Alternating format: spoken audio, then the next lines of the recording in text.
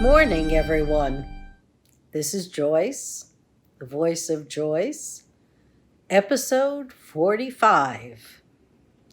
I'd like to reveal, though those who know me know I never reveal secrets. I never talk out of turn. If you trust me with your secret, it's safe forever. However, my good friend never said that this was a secret, and so I'm going to add to the volumes of information on our president, Donald Trump. My friend grew up with Donald and his family, and it looks like the Donald doesn't change. And you can understand when you hear the stories about him why he can't. He's a prisoner of that probably 8 or 10-year-old little bully who was never included in the baseball games. In order to be noticed, what'd he do? He interrupted everyone else's baseball games, sometimes even breaking their bats so that they couldn't play either. Well, you'd say, what does that have to do with us today? What does that have to do with the American scene? This was a spoiled kid, a bully, nobody liked him. Who cares? Except he's the president of our United States. And now he's got power. Lots of power. And he's got bigger games that he can break up. The world order? No problem. Our allies? They don't mean anything to him. He's not part of NATO or the NATO crowd. He prefers other bullies. And by doing that, he's doing a disservice to America at a time when we should be united with the world in resolving the pandemic. No siree, Donald Trump's going it alone, denying that COVID exists, denying that the World Health Organization is right to want to have pandemic platforms in every country so that we could disperse vaccines and testing and identification quickly. After all, we've got to inoculate 7 billion people on our planet. It's not just us that we have to worry about.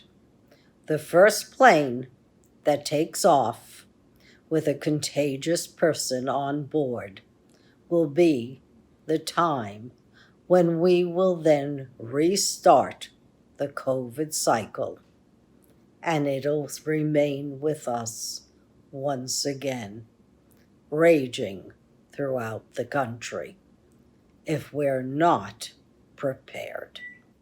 So breaking up world orders is not the same as breaking up a baseball game.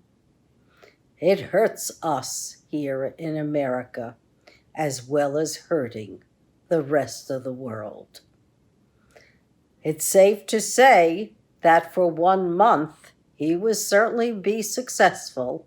We will no longer be part of the climate agreement in Paris. 1 month. It will take all of us voting overwhelmingly to flip the Senate and flip the presidency as well in order to restore our democracy. No surprise Donald Trump doesn't like experts. Every school that he went to cast him out. They didn't tolerate his tactics. Not until he got to the military academy was he allowed to stay, and there he was disciplined. No wonder he likes strong men. But it's also no wonder that he likes only strong men that can help him, like Putin. Putin helped him plenty in 2016. He really did alter the records in 2 counties in Florida and in 1 state. Not Trump, the GRU.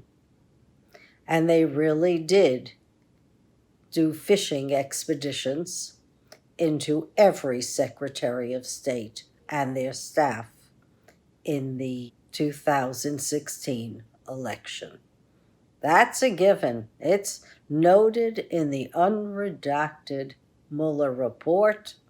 I note it in my book, Shining a Light on the Mueller report, because my takeaway was not only that Donald Trump monetized the presidency, and everyone who was with it felt exactly the same way, but I knew back in 2016 the big issue was voting, and we'll have to vote overwhelmingly against Donald Trump and the Senate. Otherwise, we don't have a constitution. We have paper. We don't have a rule of law because we don't have checks and balances. That's only the possibilities of what will happen. We already know what we see with our eyes. China's not doing much for Donald Trump. China is equally as concerned about both candidates. So Donald Trump doesn't care about China either. The fact that his trade policies are directly affecting agriculture in Iowa, well, that's of little concern to him. The fact that they had derecho in Iowa and wiped out 10 million acres of land, also little concern to him, because China is not helping him in any way that's germane to him. And that's his personality. And it's very hard to get over that personality. If you've got to be right all the time, and you got to stick up for yourself because that's what you've done all your life, you're not backing down. And since nobody evidently showed much compassion or empathy for Donald Trump, he's not showing it to the rest of us. He's just that 10-year-old kid making trouble wherever he goes.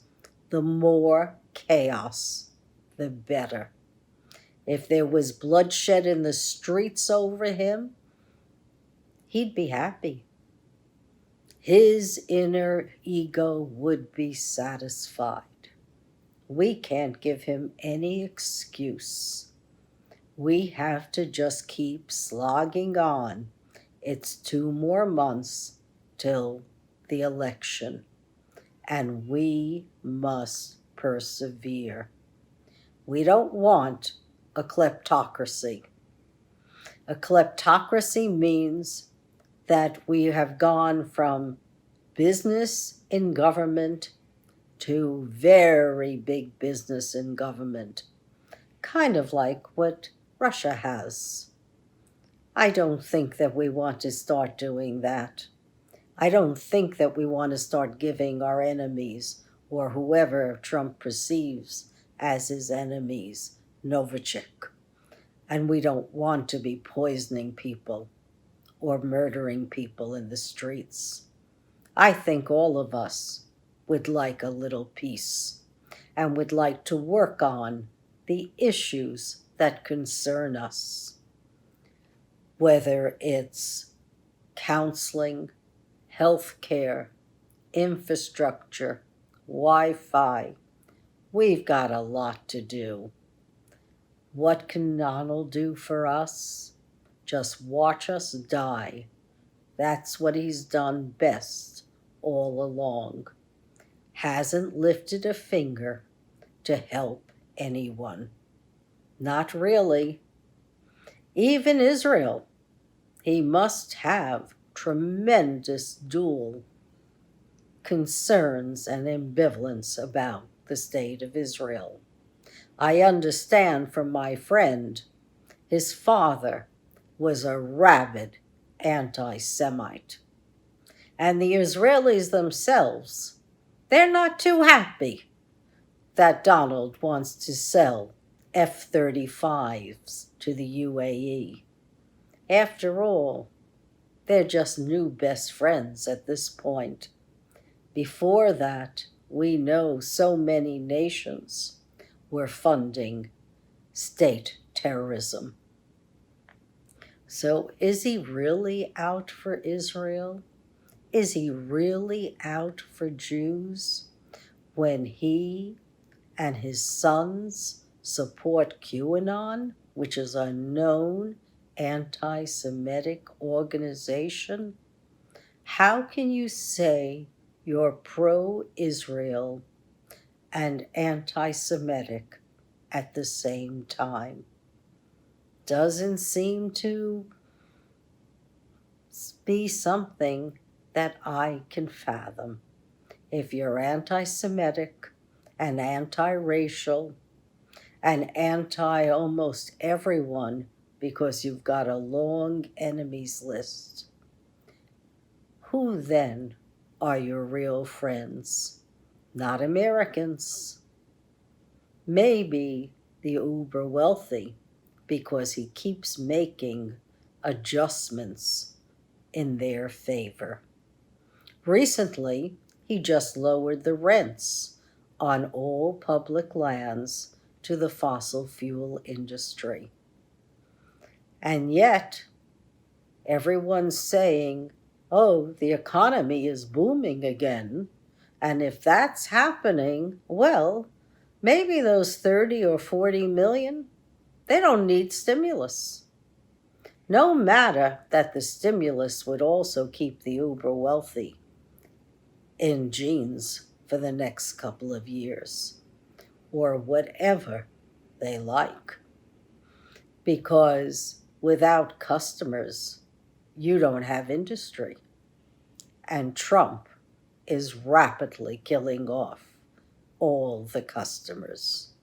So when you think about November, it's only 2 months away. North Carolina is already going to start voting and balloting in the next couple of weeks. So with 46 million who could vote and have never, all I can do is tell you these tales. And they're not tales of Donald's woe, but ours. And urge you, for the first time in your lives, vote. Because unlike the propaganda, every vote counts. Thank you for listening, everyone. Have a glorious day, and I'll see you next week. Because no matter what happens with that virus, I'm determined it's not going to get me. Don't let it get you either. Be safe.